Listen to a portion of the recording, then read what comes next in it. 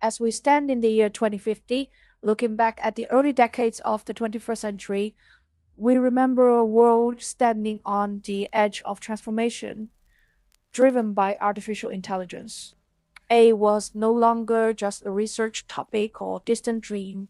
It had quietly entered daily life, shaping decisions about jobs, healthcare, transport, and even relationships.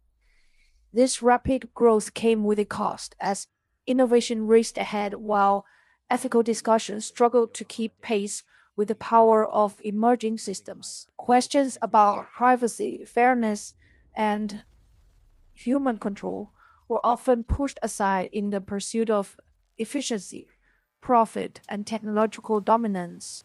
Scandals surfaced across industries, from biased hiring algorithms to massive data breaches exposing the private lives of millions. Autonomous systems began making life changing decisions without clear accountability, leaving society unsure who was responsible when harm occurred. Trust in technology started to erode as people realized intelligence without ethics could easily become a source of risk instead of progress. Cities around the world searched for answers, yet most waited for national or global regulations that were slow and difficult to establish. One city chose a different path, refusing to wait for global consensus and deciding to shape its own technological destiny. That city was Yokohama, a vibrant Japanese hub of innovation, known not only for industry, but for its deep sense of social responsibility. Yokohama's leaders understood that the future of AI could not be separated from human values and ethical responsibility. They believed responsible innovation was not a limitation, but a long term strength that would build trust between people and technology.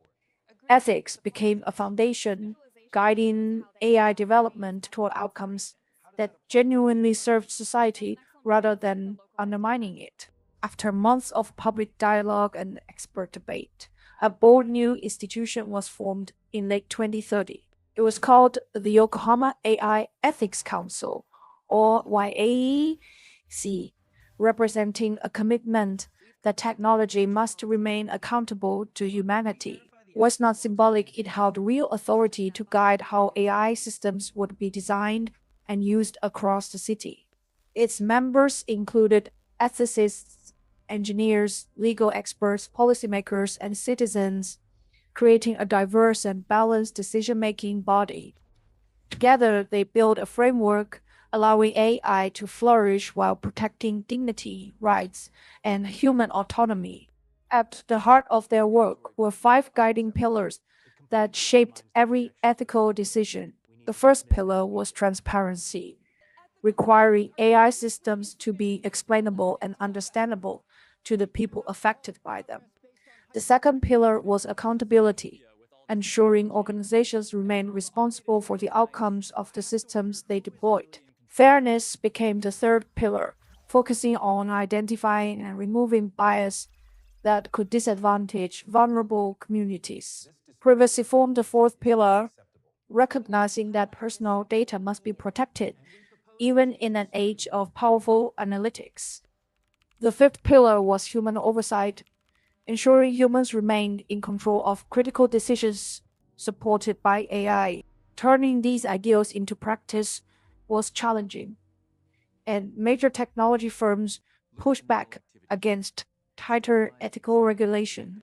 Some argued that strong oversight would slow innovation and weaken Yokohama's competitiveness in the global tech race. Political debates also arose about the council's authority, revealing tension between economic ambition and social responsibility. Many citizens were initially skeptical, unsure whether an ethics council could truly influence complex global technologies.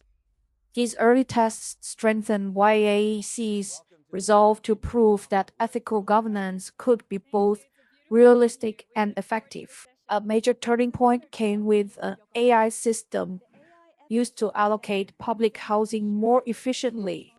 Analysis revealed the system unintentionally disadvantaged certain demographic groups due to biased historical data.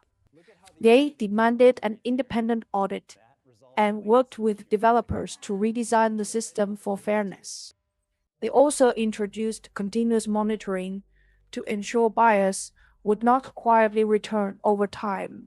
This intervention restored trust and showed how ethical oversight could directly improve people's lives. Another challenge involved a health AI predicting disease outbreaks using sensitive personal medical data. While life-saving in potential, the system raised serious concerns about privacy and data security. YAEC required encryption, early anonymization, and strict limits so only aggregated insights could be accessed. This balanced approach became a model for combining innovation with strong personal data protection. As successes grew, Yokohama began attracting global attention from policymakers and researchers. Delegations visit the city to study how ethical AI governance could work in real-world settings. YAEC shared its frameworks openly, influencing international conversations about responsible AI development. The Council also supported AI-powered auditing tools that could detect bias and privacy risks automatically. These tools helped developers address ethical problems early instead of reacting after harm occurred.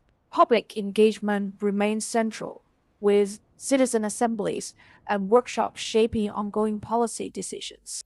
This ensured regulations reflected real community values rather than abstract theoretical ideals. A defining principle became known as human in the loop, requiring human review for high impact AI decisions. This was vital in healthcare, law, and security, where automated errors could have life altering consequences. Human judgment preserved empathy and context, qualities machines could not fully replicate. Yokohama's ethical reputation began attracting companies focused on trustworthy and human centered AI. The city became known for ethics by design, where responsibility was seen as a mark of quality. Critics still argued limits on autonomy might slow revolutionary breakthroughs. Yet stayed flexible, updating guidelines while never abandoning its human centered mission.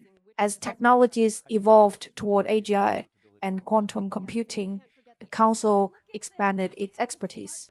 New expert panels studied emerging risks, ensuring governance evolved with innovation.